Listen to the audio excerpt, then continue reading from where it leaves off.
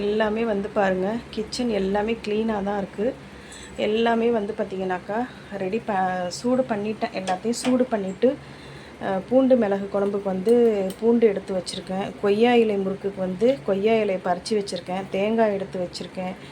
அதுக்கப்புறமா வந்து பார்த்திங்கனாக்கா பாசிப்பருப்பெல்லாம் எடுத்து வச்சுருக்கேன். இப்போ என்னால் செய்ய முடியாது. அதுக்கப்புறம் டீ போட்டுட்ருக்கேன். எல்லாமே வந்து சூடு பண்ணியாச்சு. எல்லாம் எடுத்து வச்சுட்டு போய் டீயை குடிச்சிட்டு போய் படுத்துடலாம். ஏன்னா மணி இப்போயே வந்து 2:45 ஆகிடுச்சுங்க.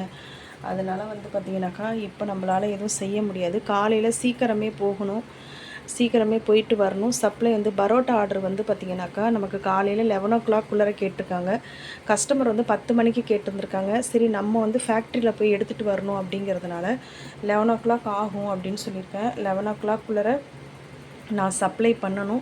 நான் போயிட்டு வரத்துக்கே வந்து 1 ஹவர் 1.5 ஹவர் ஆகிடும். அதனால் வந்து பார்த்திங்கனாக்கா இப்போ நான் போய் படுத்து தூங்கினா தான் சீக்கிரமாக எழுந்துட்டு ஒரு 8:30 9:00 போல் கிளம்புனா தான்.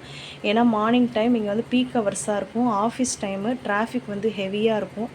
அதனால் முடிஞ்ச வரைக்கும் சீக்கிரமாக போகணும். பார்க்கலாம். இந்த வீடியோ பிடிச்சிருந்தாக்கா லைக் பண்ணுங்கள், ஷேர் பண்ணுங்கள், கமெண்ட் பண்ணுங்கள், சப்ஸ்கிரைப் பண்ணுங்கள்.